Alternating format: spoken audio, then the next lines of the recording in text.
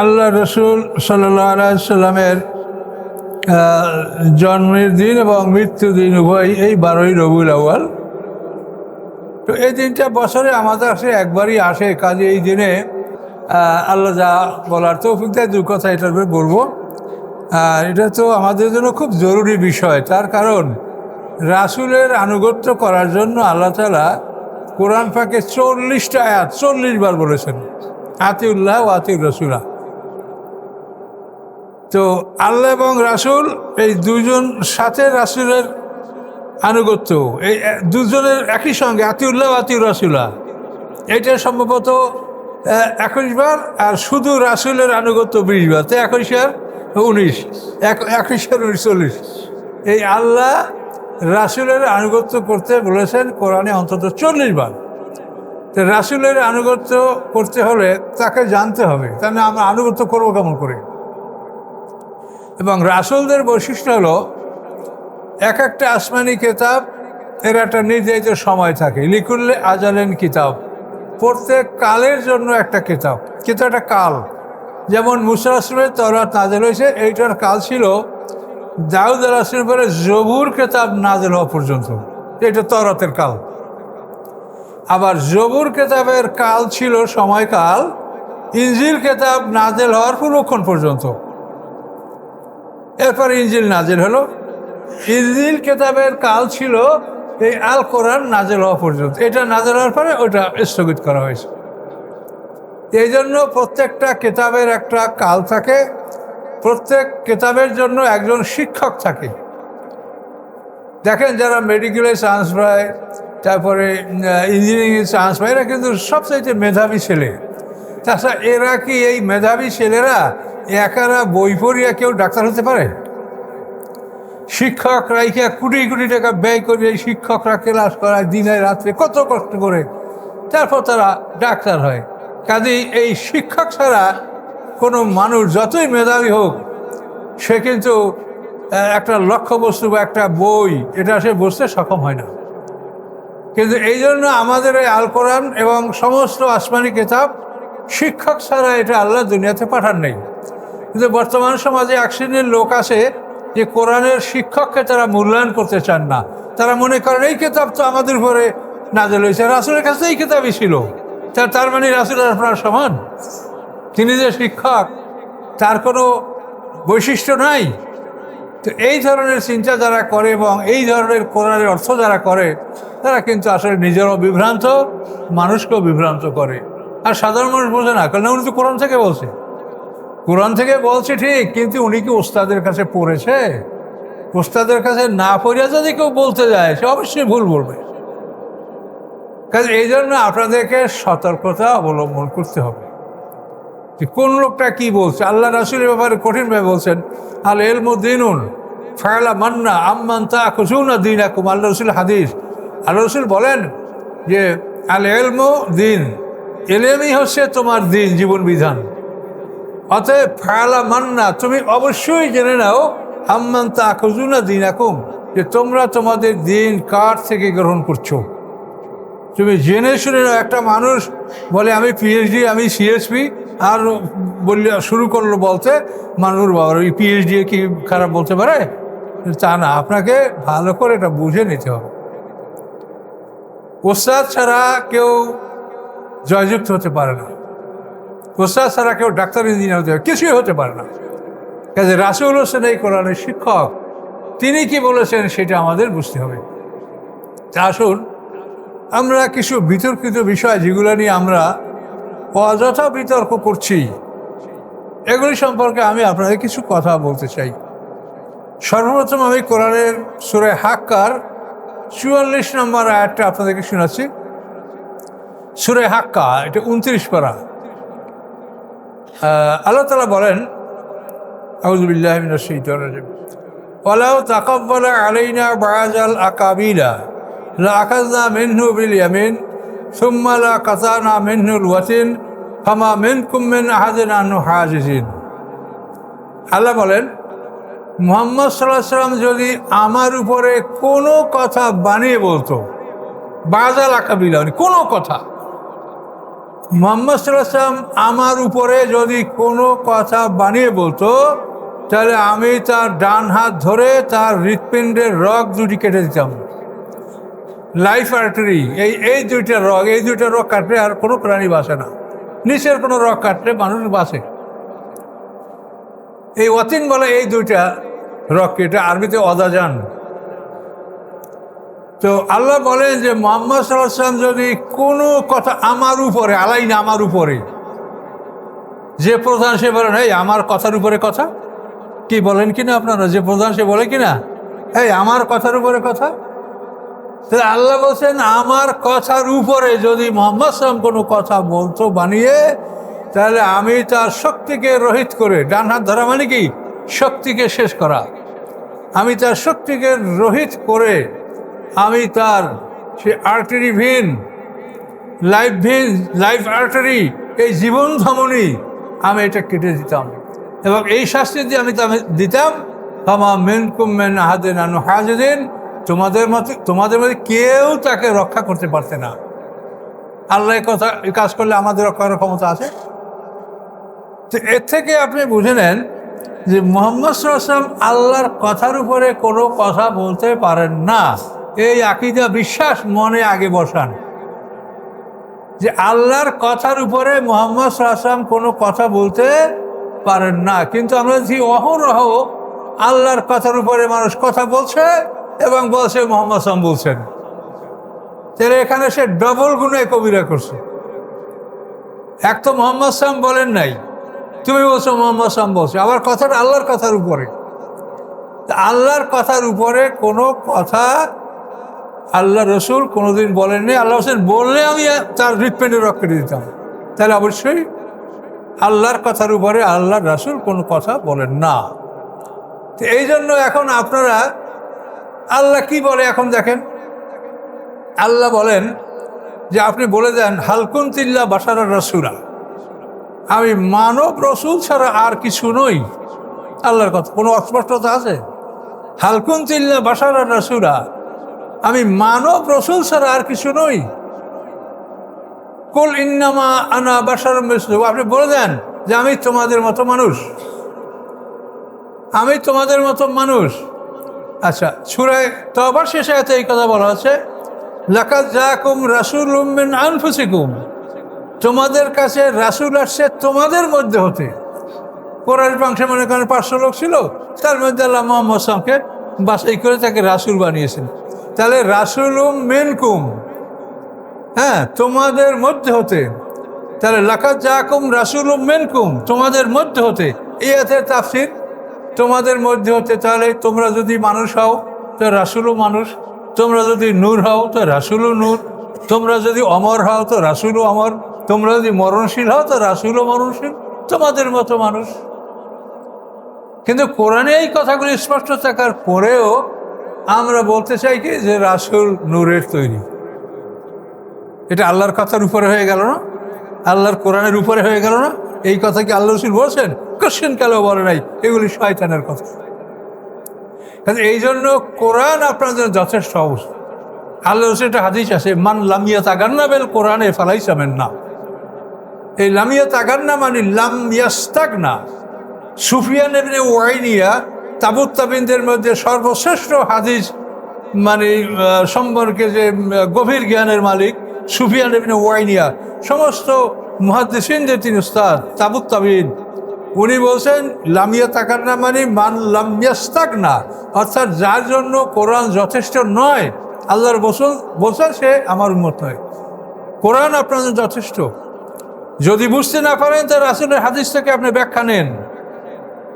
রাসূলকে আল্লাহ ব্যাখ্যা দেবে সেটা তো আল্লাহ কোরআনেই বলে দিয়েছেন, সুম্মাইন্নি আলাইনা বায়ানা, যে আমি আপনাকে এই কোরআন দিলাম, আপনার অন্তরে এটা সংরক্ষিত থাকবে, আপনাকে পড়িয়ে দেব, শিখিয়ে দেব, এরপরে এর ব্যাখ্যাও আপনাকে দিব।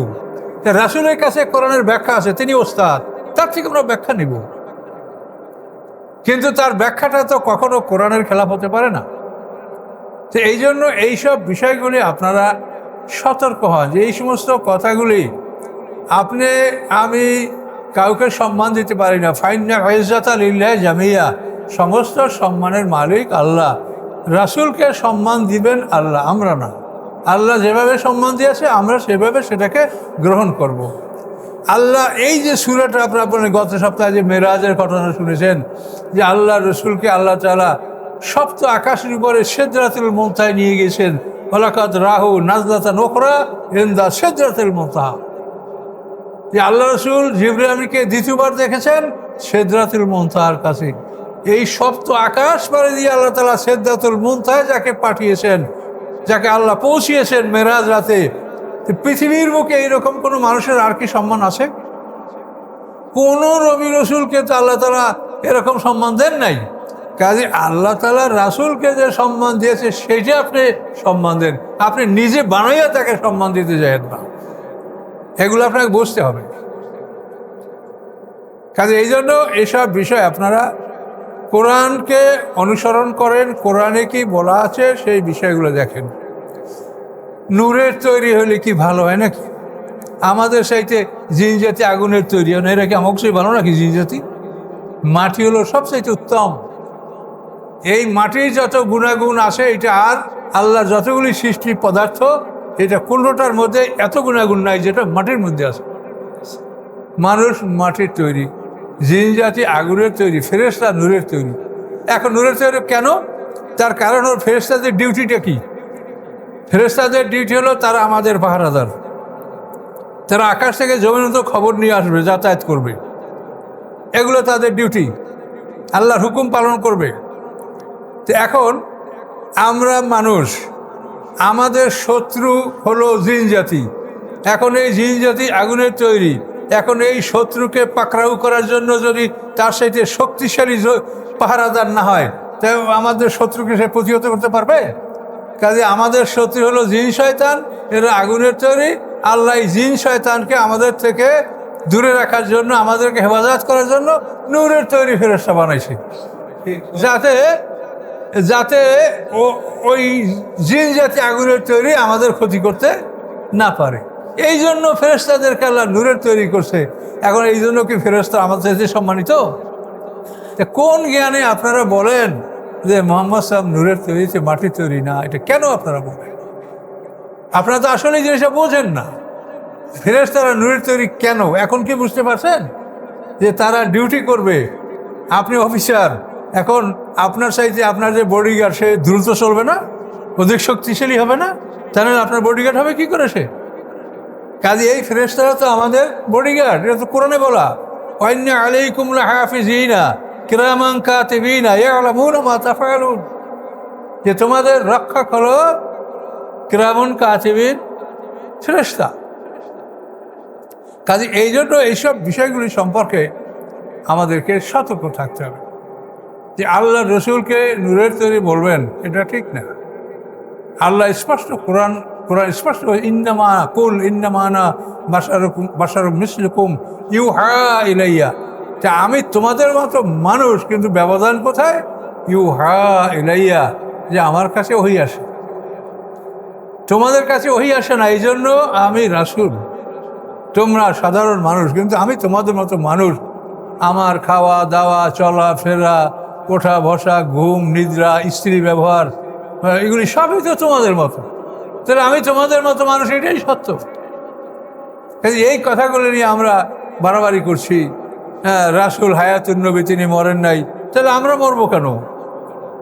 আমাদের থেকে রাসূল, তাহলে আমরা যেমন রাসূল তেমন। রাসূল যদি আদমের আগেই সৃষ্টি হয়ে থাকে, তা আমরাও আদমের আগে সৃষ্টি হব। আদমের আগে আমরা কি করে সৃষ্টি হলাম? আদম তো প্রথম মানুষ। কাজে এই ধরনের কথা বলে আমরা সমাজে একটা দলাদলি, একটা বিভ্রান্তি সৃষ্টি করছি। কাজে এগুলি যেন আমরা না করি।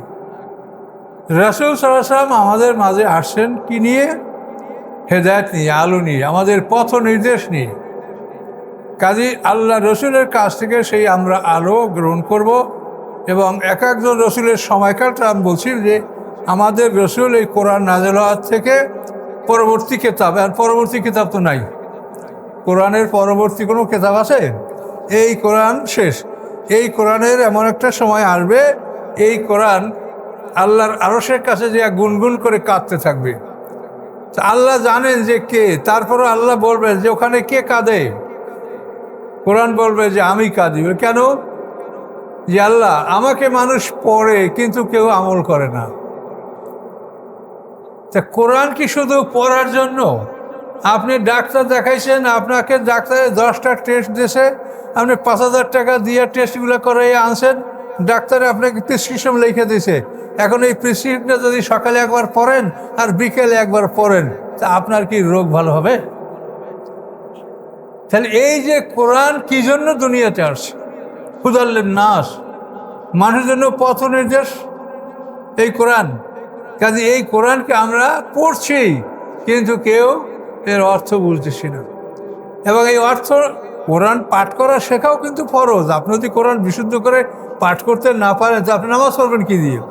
কাজে কোরআন পড়া যে লাগবে না এটা আমরা বলছি না। কোরআন পাঠ করা শেখা, কেরাত শেখা, এটা ফরজ।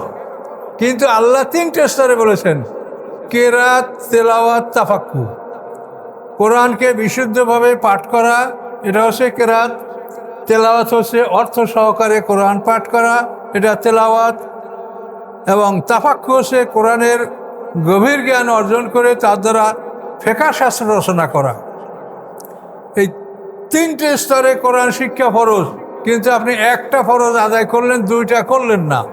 এখন এই 2টা যারা করে না তাদেরকে আল্লাহ কি বলছেন? আল্লাযীনা আতাইনাহুমুল কিতাবা ইয়াতলুনা হাক্কা তিলাওয়াতি উলাইকা ইউমিনুনা বিহি।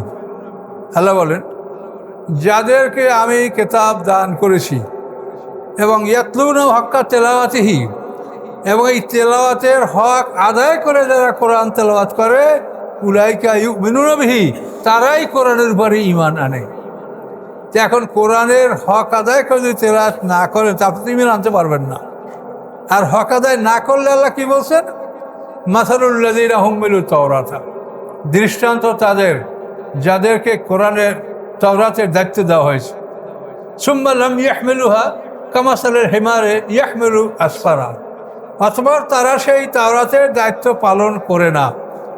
এই তাওরাতের দায়িত্ব পালন না করার কারণে তাদের দৃষ্টান্ত হলো যে গাধার পিঠে কাগজের বোঝা।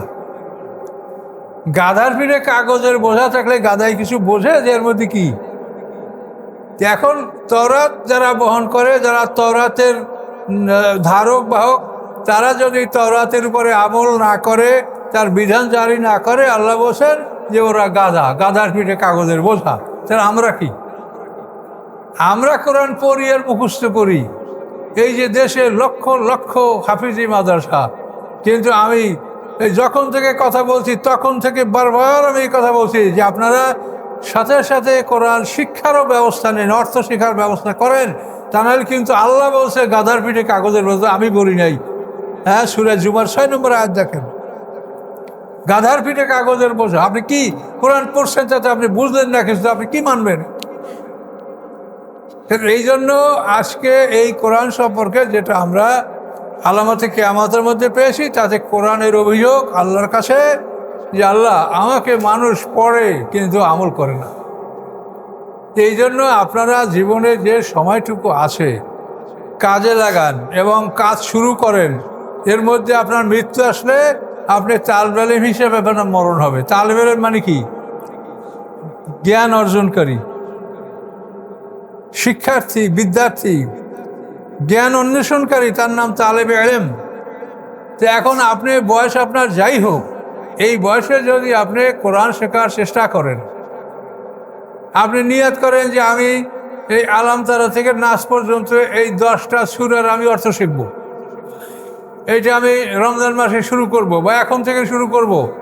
আমি একজন আলেম বা কারি বা হাফেজ, কত লোক সমাজে আসে, তাদেরকে ধরে আমি প্রাইভেট মাস্টার হিসেবে তাদেরকে নিয়োগ দিয়ে আমি তার কাছে কোরআন পড়ব।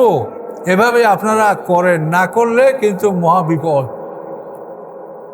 না করলে সামনে মহাবিপদ। আমাদের সামনে যে একটা বিশাল জীবন আছে, এই জীবনের তুলনায় সেটা অনেক বড় জীবন। এক একটা দিন 1000 বছরের সমান, এবং হাজার হাজার কোটি বছর সেখানে আমাদের থাকতে হবে। কি বিশ্বাস করেন? যদি করেন তো সেই দিনের জন্য আপনি কি জোগাড় করেছেন সেটা বলেন। আল্লাহ কি বলছেন? ওয়াল তানজুর নাফসুম মা কাদ্দামাত লিগাদ, মানুষ যেন দেখে যে আগামী দিনের জন্য সে কি অগ্রে প্রেরণ করেছে। আগামী দিনে যে বিশাল তার জীবন, এই জীবনের সুখ শান্তির জন্য, খাওয়া পরা বাসস্থানের জন্য সে কি অগ্রে প্রেরণ করেছে সে যেন তা দেখে। আল্লাহ বলছেন করে অল তানজুর নাফসুম মা কদ্দামাত লিগাদ। আপনি কি দেখেছেন আপনার খোরাক হবে যা পাঠিয়েছেন?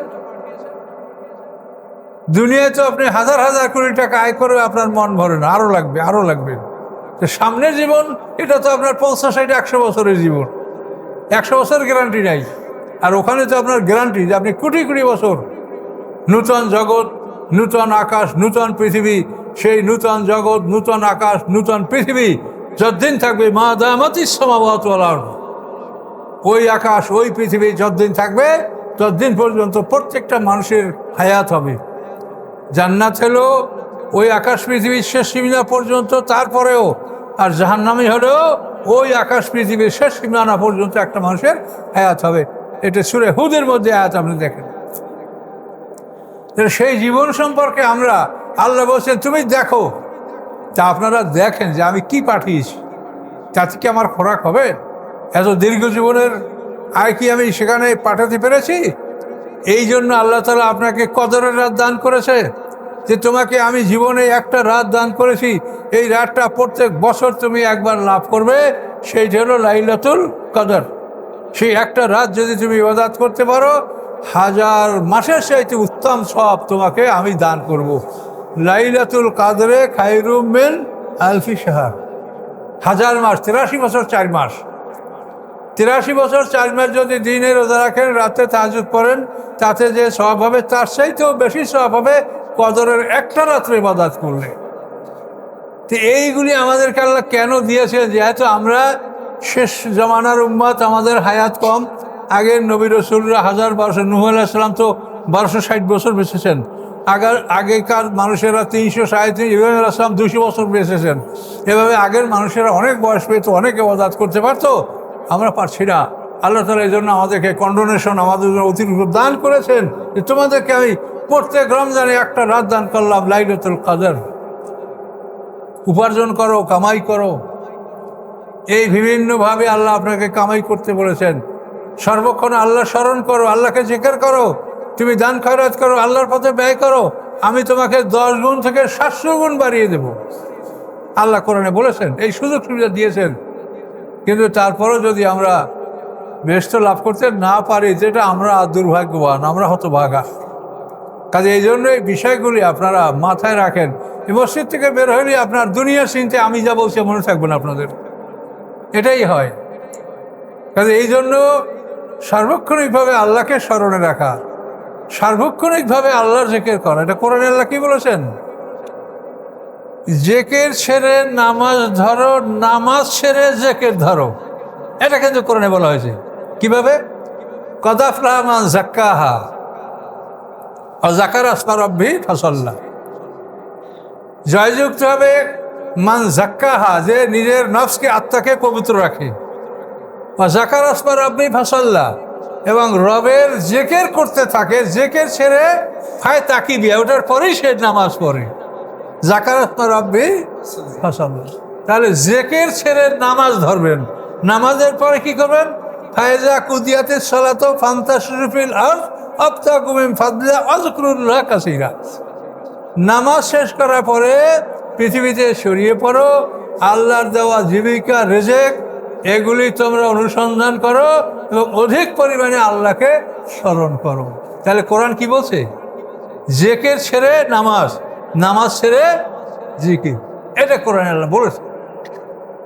এগুলো খুব হালকা কথা না, সরাসরি কোরআনের কথা। আর কোরআনে এমনই এক কথা বলে, প্রত্যেকটা কথা কোরআন থেকে বলতে পারবেন, কিন্তু আপনার অভ্যাস নেই, যে বলতে পারছেন না। আয়াত একটা পড়িয়াতে আবার সারা দুনিয়া চষে বেড়াচ্ছেন। কি সত্য না কি মিথ্যা তা নিজেও বোঝেন না, আর মানুষেরাও বোঝে না। এই জন্য আপনারা এই বিষয়গুলি সতর্ক হন। আমরা কি করতে পারবো? আপনাদের কিছুই করতে পারবো না। আপনারা সতর্ক হন। আল্লাহর কথার উপরে মুহাম্মদ সাল্লাল্লাহু আলাইহি ওয়াসাল্লাম কোনো কথা বলতে পারেন না। এখন আল্লাহর কথা দেখেন, আল্লাহ বলছেন ওয়াজআলনা লাইলা লিবাসাম ওয়াজআলনা নাহারা মাআশা। ওয়াজআলনা নাওমাকুম সুবাতা, এটা হলো 9 নম্বর, আর ওইটা হলো 11 নম্বর নাবা। আল্লাহ বলেন আমি তোমাদের নিদ্রাকে করেছি ছুটি। নিদ্রা আমাদের জন্য ছুটি, সাপ্ত মানে শনিবার, এর মানে ছুটি। তোমাদের নিদ্রাকে করেছি আমি ছুটি। ওয়াজআলনা নাহারা মাআশা, 11 নম্বর আয়াত। এখানে আল্লাহ বলছেন যে দিনকে করেছি আমি তোমাদের জন্য উপার্জন, অর্থাৎ দিনে তোমরা উপার্জন করবে। এই জন্য ফজর থেকে জোহর পর্যন্ত কোনো নামাজ আল্লাহ ফরজ করেন, মাঝখানে বিশাল সময়টা ফাঁকা উপার্জন। আর রাতে এশার পরে ফজর পর্যন্ত আল্লাহ কোনো নামাজ ফরজ করেন নাই, যেহেতু আমরা বিশ্রামে যাব। এটা আল্লাহ কোরআনে ঘোষণা করেছেন। এরপর যদি আপনি বলেন যে 50 ওয়াক্ত নামাজ ফরজ হয়েছিল, আল্লাহ ফরজ করছে মুহাম্মদ সাল্লাল্লাহু আলাইহি ওয়াসাল্লাম মুসা আলাইহিস সালামের অনুরোধে কমাতে কমাতে এই 5 ওয়াক্ত করা হয়েছে, সেটা আল্লাহর কথার উপর অতিরিক্ত হলো না? বলেন, আল্লাহর কথার উপরে হলো কি না এই কথাটা? তাহলে এগুলো আপনাকে বুঝতে হবে। এগুলি আমরা মানুষকে বুঝাই বলছি, আর এক শ্রেণীর আলেমরা আমাদের মধ্যে কি গাইয়া বেড়াচ্ছে তা শোনেন। শোনার মতো না, কিন্তু আমরা কিছুই মনে করি না, আমরা আল্লাহর কাজ করি।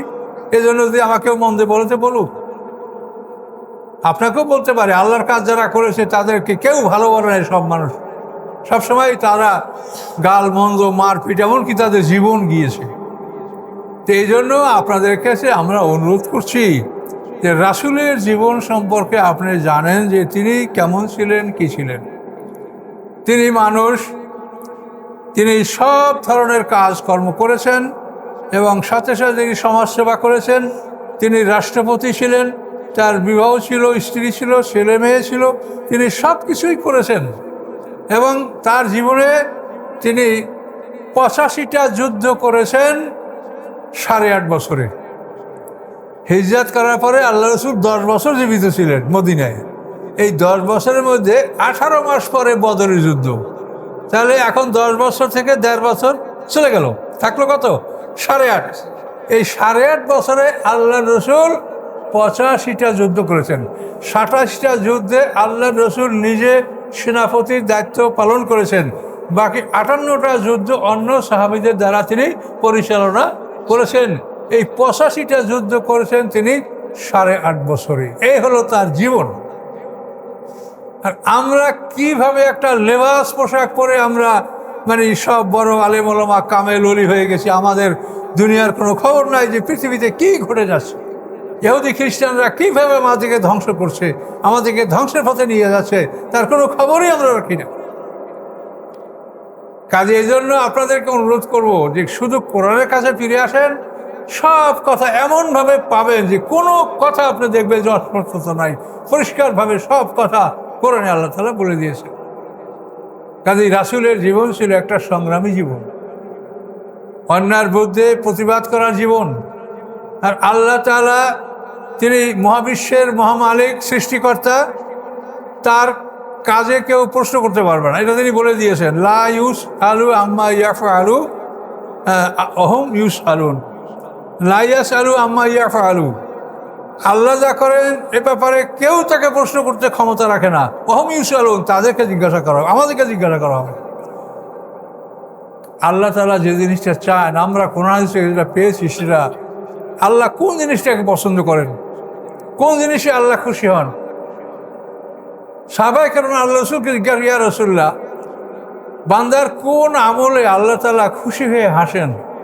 তখন আল্লাহ রসুল বলেছেন, একজন মর্দে মুজাহিদ, একজন মর্দে মোমেন মুজাহিদ আল্লাহর রাস্তায় যুদ্ধ করে এবং তার শরীরে লৌহ বর্ম পরিহিত নয়, উলঙ্গ বক্ষে, খালি বক্ষে যুদ্ধ করতে করতে কাফেরের ভিড়ের মধ্যে ঢুকে যায় এবং কাফেরদের তলোয়ারের আঘাতে তার কলিজা কেটে যায়।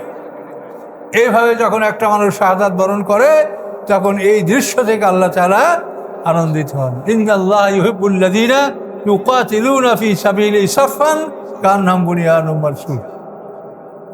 আজকে মুসলমানরা কোথায় সেই দিন আল্লাহর বলেন? কোথায় সেই দিন? আজকে দিন ঘুরে আসে ফজিলতের মধ্যে।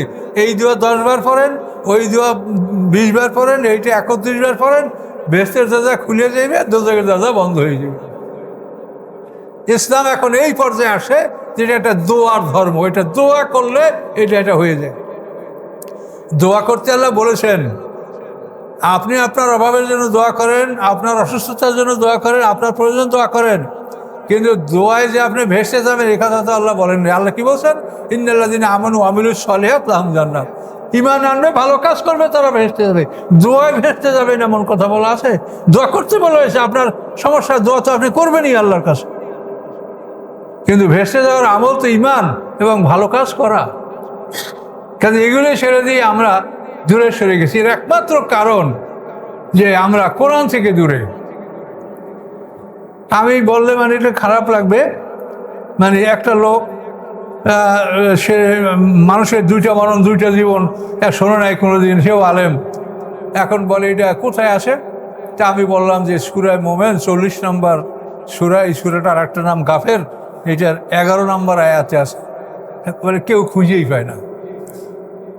তাদের মনে করে আমার বড় বড় হুজুরের কাছে বলছি, কেউ খুঁজেই পায় না। এখন কীরকম বড় হুজুর মনে করেন তো?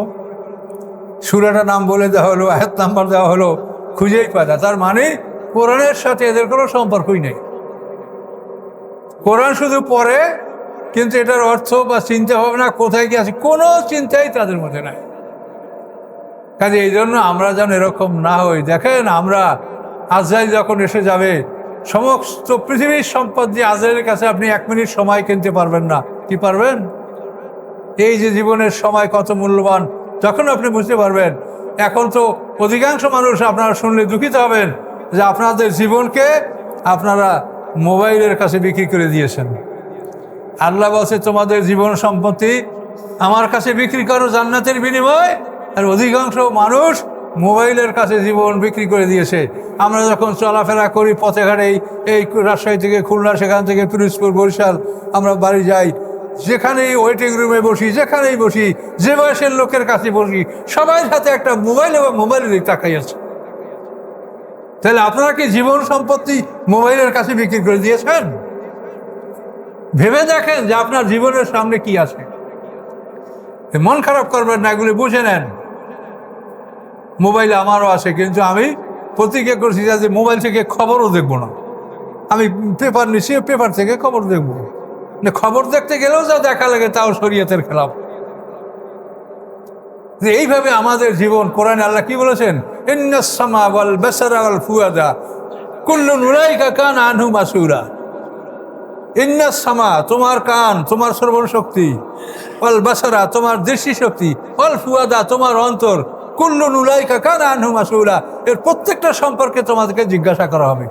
এখন আপনি দেখেন, মোবাইল যখন তাকান তখন আপনার চোখ এখানে গেল, তারপর ওরা যা বলছে তা আপনি কান দ্বারা শুনলেন।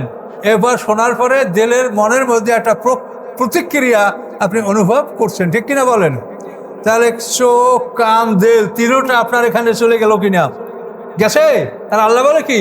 ইন্নাস সামা ওয়াল বাসারা ওয়াল ফুয়াদা কুল্লুন উলাইকা কানা আনহু মাসউলা। তোমার শ্রবণ শক্তি, তোমার দৃষ্টি শক্তি, তোমার অন্তর, প্রত্যেকটাকে জিজ্ঞাসা করা হবে। কোথায় যাবেন আপনি? তো এই অবস্থার মধ্যে আজকের সমাজ, কাজে এগুলি সম্পর্কে আপনারা চিন্তা করেন। আমরা বলেছি এটা আমাদের দায়িত্ব, কিন্তু হেদায়েত আল্লাহর হাতে, আর গ্রহণ করা না করাটা আপনাদের দায়িত্ব। কিন্তু আমরা শুধু আল্লাহর কাছে মুক্তি পাওয়ার জন্য এই কথাগুলো বলে যাচ্ছি। আল্লাহ বলছেন যে আমার কোরআনের কথা প্রচার করো, আলাইকাল বালাগ ও আলাইনাল হিসাব। হে রাসূল, আপনি প্রচার করুন, আমি হিসাব নিব। আমরা ফরজ তরক করে বেড়াচ্ছি, অথচ আমরা তার খোঁজ খবর নেই না। পুরা কোরআন প্রচার করা ফরজ। ইয়া আইয়ুহার রাসূল বাল্লিগ, আল্লাহ বলেন হে রাসূল আপনি প্রচার করুন। মা উনজিলা ইলাইকা মির রাব্বিক, রবের পক্ষ থেকে আপনার কাছে যা অবতীর্ণ হয়েছে এই কোরআন আপনি প্রচার করুন। ওয়াল্লাম তাফআল ফামা বাল্লাগতা রিসালাতাহু, আল্লাহ বলেন যদি তুমি প্রচার করতে ব্যর্থ হও, অর্থাৎ তুমি যদি একটা আয়াতও প্রচার করা বাকি রাখো, তাহলে তোমার সম্পূর্ণ প্রচারটা প্রত্যাখ্যান করা হবে, গ্রহণ করা হবে না। সম্পূর্ণ কোরআন তোমাকে প্রচার করতে হবে। তো এই ফরজটা আমরা কিভাবে আদায় করছি, কয়টা লোকে আদায় করছি, কয়জন আলেমেরা চিন্তা করছি? কাজে এইসব বিষয়গুলি নিয়ে আপনারা সতর্ক থাকেন। তো এই কোরআন আল্লাহ রসুলের উপরে ছিল, আল্লাহ রসুল যতক্ষণ ছিলেন, তারপরে এটা আমাদের উপরে। কিন্তু একটা জিনিস মনে রাখতে হবে, একটা কেতাবের যত সময়কাল ওই কেতাবের দায়িত্ব কিন্তু ওই রসুলের উপরে, সে মারা গেলেও। আমাদের রসুল ইন্তেকাল করার পরেও এই কেতাবের দায়িত্ব তার উপরে। এবং কোরআনে বলা হয়েছে, মানে সূরা আনামের 19 নম্বর আয়াতে, এখানে আল্লাহ বলেছেন, আল্লাহর কথাটা আল্লাহ রসুল কোরআনে ভাবে বলেছেন, উহিয়া ইলাইয়া হাযাল কোরআন লিউনযিরাকুম বিহি ওয়া মান বালাগ, যে এই কোরআন আমার কাছে ওহীর মাধ্যমে প্রেরণ করা হয়েছে। কেন? লিউনযিরাকুম বিহি, যে আমি এই কোরআন দ্বারা তোমাদেরকে ভয় দেখাচ্ছি, সতর্ক করছি। ওয়া মান বালাগ, এবং যাদের কাছে কোরআন পৌঁছতেছে তাদেরকেও আমি সতর্ক করছি। তার কারণ সতর্ক করার বিষয় হলো এই কোরআন। যারা উপস্থিত ছিল তাদেরকেও আল্লাহ রসুল এই কোরআন দ্বারা সতর্ক করেছেন, আর আমরা ছিলাম অনুপস্থিত, আমাদেরকেও তিনি এই কোরআন দ্বারাই সতর্ক করেছেন। কোনো ব্যবধান নাই। তিনি ইন্তেকাল করার পরেও আমরা জানবো যে এই কোরআন আল্লাহ রসুল আমাদের কাছে রেখে গেছিলেন, তার রেখে যাওয়া কোরআন, অন্য কিছু না। আর যারা আল্লাহ রসুলকে দেখেছেন তারাও এই কোরআন দেখেছেন, এর বাইরে কিছু না। তাহলে হেদায়েতের ব্যাপারে, দাওয়াতের ব্যাপারে উপস্থিত যারা তারাও যেমন, অনুপস্থিত যারা ছিল তারাও তেমন। কাজে এই কোরআন এর দায়িত্ব রাসূলের। কোরআন পৃথিবীর যতখানি জায়গায় পৌঁছে ততখানি জায়গা আল্লাহ রসুলই আমাদেরকে দাওয়াত পৌঁছাচ্ছেন, এটা আপনাদেরকে স্বীকার করতে হবে। কাজে এই কোরআন, এটা আমাদের সব কিছু। এই কোরআন আমাদের জীবনের সব কিছু এর মধ্যে নির্ভর করে, এবং এখান থেকে যদি আপনি জীবন ব্যবস্থা গ্রহণ করেন, কোনো জটিলতা নয়, আপনি আনন্দ পাবেন, সুখ পাবেন, শান্তি পাবেন, মন ভালো লাগবে, এবং আপনার গ্যারান্টি পাবেন যে আমি নিশ্চিত কথা শুনেছি, নিশ্চিত কাজ আমি করেছি। তো এই জন্য এই কোরআনের ব্যাপারে আপনারা সতর্ক হন। আল্লাহ রসুলের জন্ম মৃত্যুর দিন আজকে 12ই রবিউল আউয়াল, সারা দেশে সারা পৃথিবীব্যাপী আল্লাহ রসুলের জন্মদিন, মৃত্যুবার্ষিকী, এটা মানুষ পালন করে। এক একটা জিনিস এক একটা উশিলায় হয়।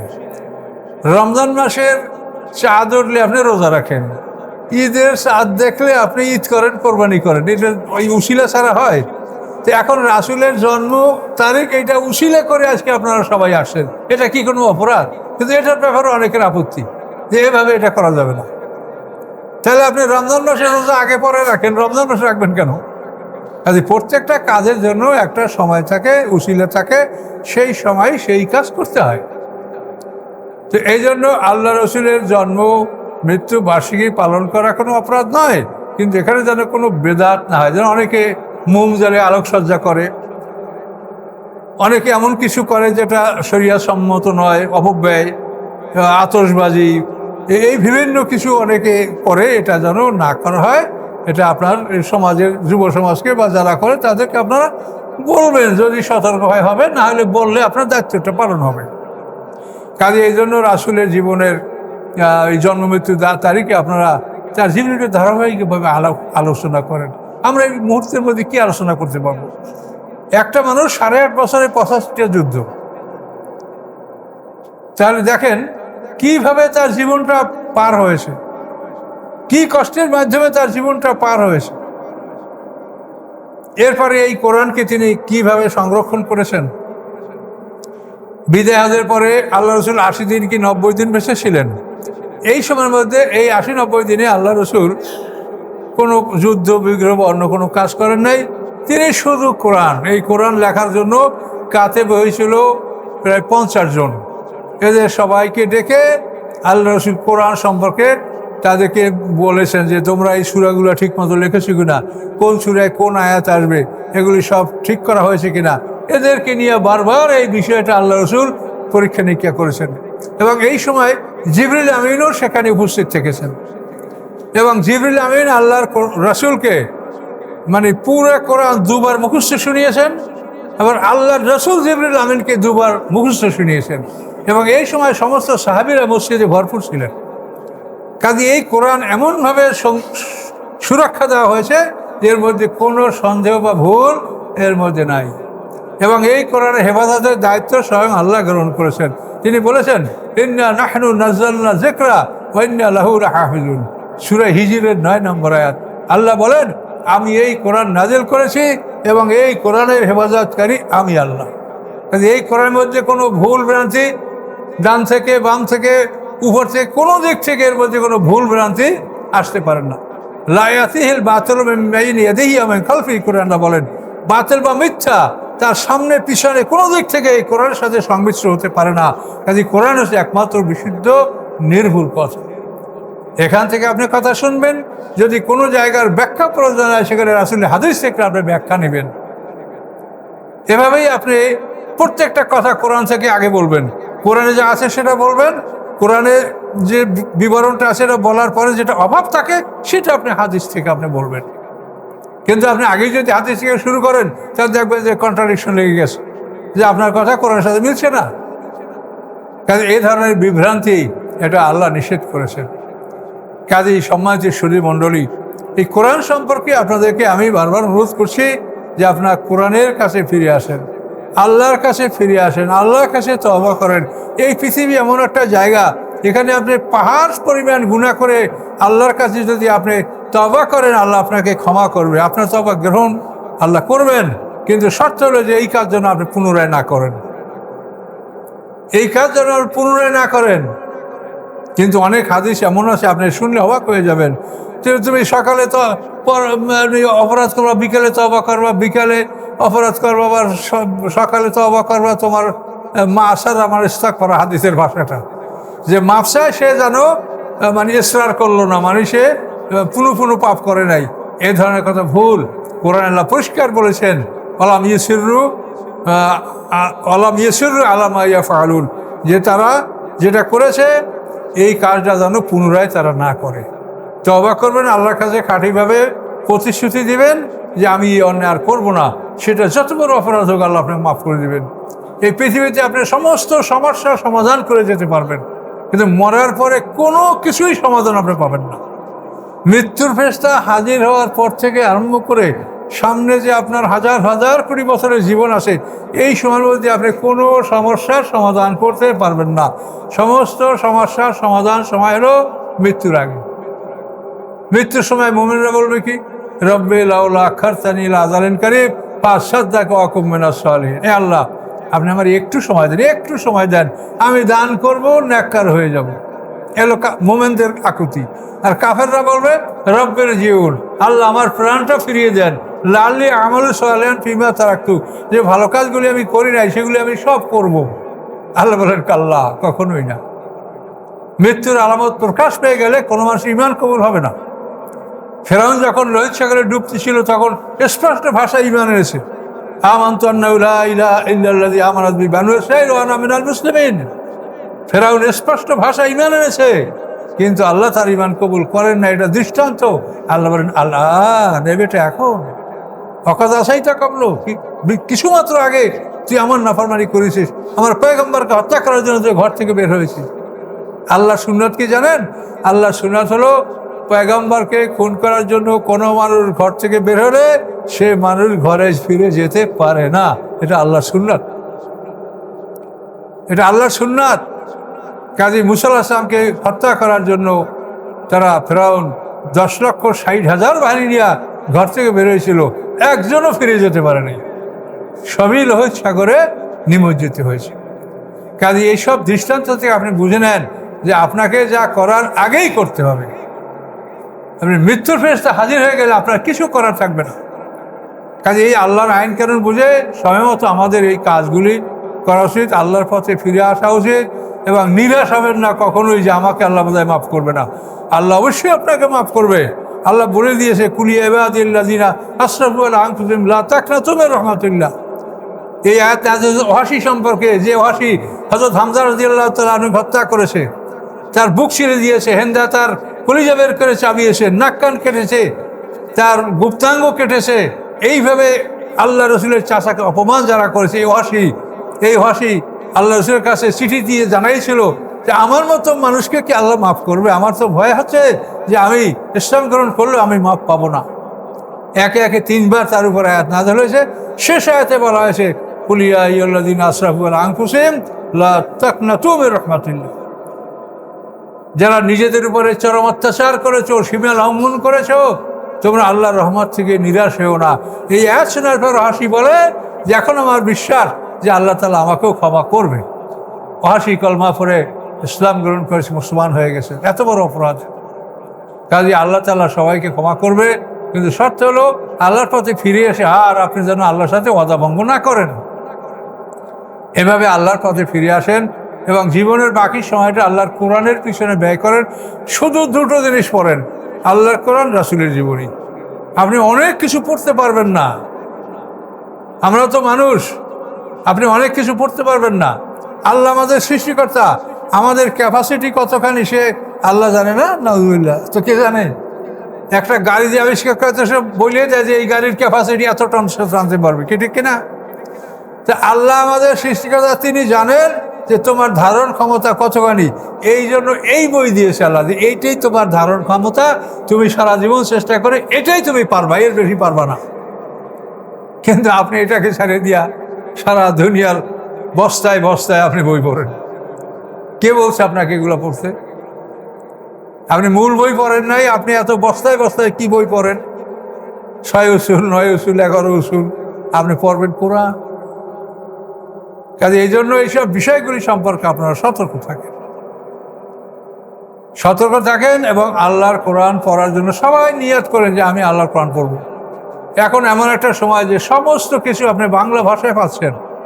আমরা যখন লেখাপড়া করছি তখন হয়তো উর্দু, না হলে আরবি, না হলে ফার্সি, না হলে ইংরেজি, এর বাইরে কোনো বই আমরা সেই যুগে আমাদের হাতে পড়ে নাই। কিন্তু এখন আপনাদের সব বাংলায় পাওয়া যাচ্ছে। কাজে আপনি খুব সহজেই আল্লাহর দ্বীন সম্পর্কে জানতে পারবেন, কোরআন সম্পর্কে জানতে পারবেন। কাজে আশা করি যে আপনারা কোরআন এবং রাসূলের জীবনী দুইটা বইয়ের মধ্যে আপনি নিজেকে সীমাবদ্ধ রাখেন, এর বাইরে আপনি যান না, যাই আপনি পারবেন না আয়ত্ত করতে।